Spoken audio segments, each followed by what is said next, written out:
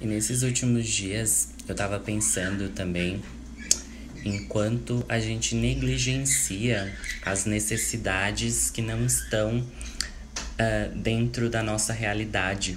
Enquanto existem inúmeras possibilidades e realidades diferentes da nossa, e mesmo embora muitos de nós sejamos conscientes e receptivos e não estando numa ideia de exclusão perante a sociedade e as diferenças culturais, ainda assim a gente carrega preconceitos, limitações e autocentramento na nossa própria vida.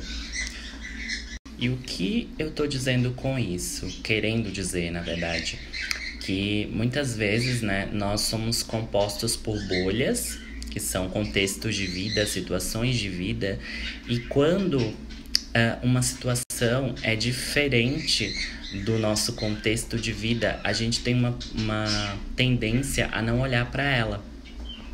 E a gente esquece que existem múltiplas realidades e acontece um processo que não é nossa culpa, né? É muito natural, até espontâneo, mas é algo que mesmo assim a gente precisa refletir de como a gente é exclusivo, né, nas nossas abordagens, nos nossos pensamentos e posturas, quando a gente não conhece uma realidade diferente da nossa.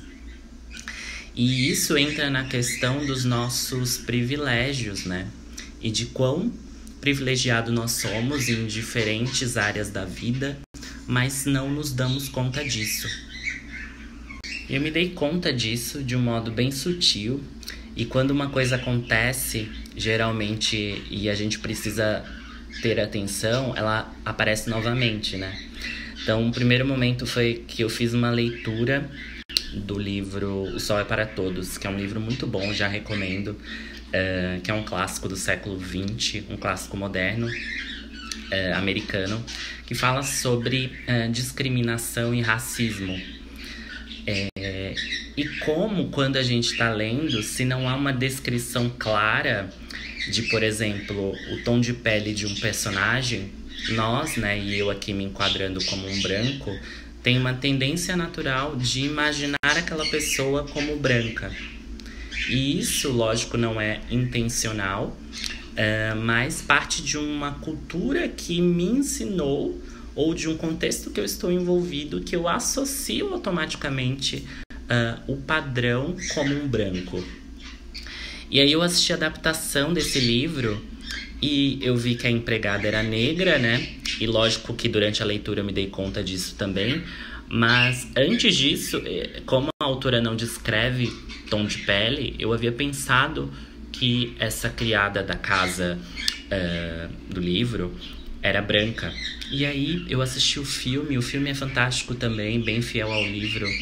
E eu falei, cara, a gente não percebe quanto existe de preconceito, mesmo que não sejamos preconceituosos, né?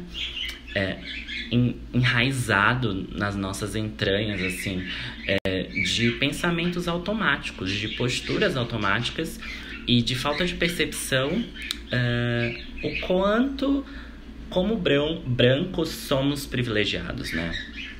E tudo bem, fiquei inculcado sobre isso, falei, é algo que a gente precisa ter mais atenção, né? Porque uma tendência natural é o quê? Não faz parte do meu contexto, não faz parte da minha bolha, eu excluo porque não é relevante para mim. E não, a gente precisa começar a pensar em bolhas diferentes das nossas para que a gente consiga ter uma visão do todo e acolher, né, essas minorias, essas coisas que mostram nada mais do que distorção de uma sociedade que também fala do individual.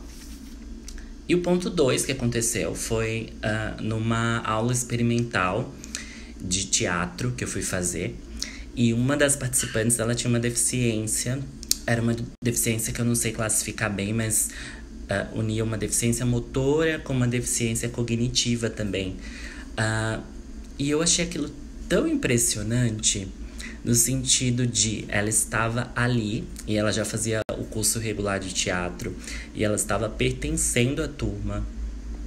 E apesar de todas as limitações físicas e cognitivas que podiam ter, que envolvem justamente a expressão, né? A expressão artística, que tudo tem a ver com os nossos 5 sentidos, mas ela estava ali, naquele grupo, e aquilo foi tão incrível e bonito pra mim, porque eu pensei, poxa, a gente, né, enquanto pessoas saudáveis e sem limitações físicas, a gente se limita tanto, enquanto uma pessoa que tem de fato as limitações, não.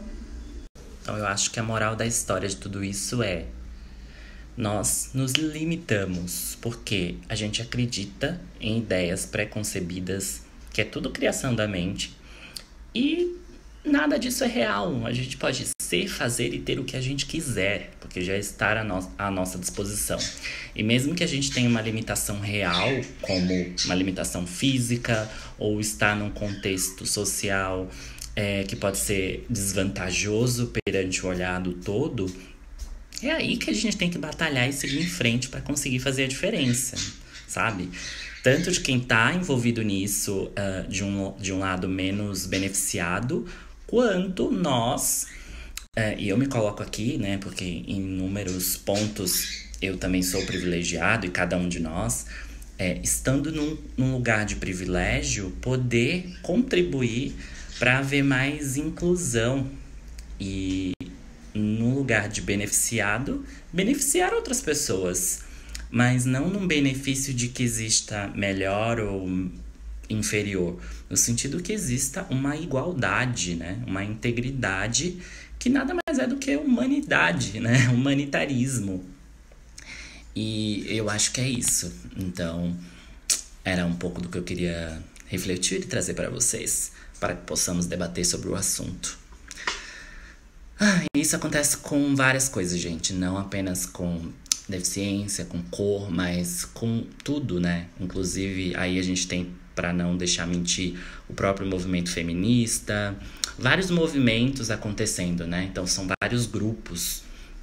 Mas a gente precisa integrar tudo isso e não ficar grupinhos separados, porque tudo fala da mesma questão. E, inclusive, sexualidade, né? O que não faz parte da nossa realidade é aquela coisa, a gente exclui. Então vamos excluir menos e acolher mais. E tentar trazer tudo isso para um centramento, para um ponto de equilíbrio. E que cada um tenha a sua voz ativa dentro dos seus contextos.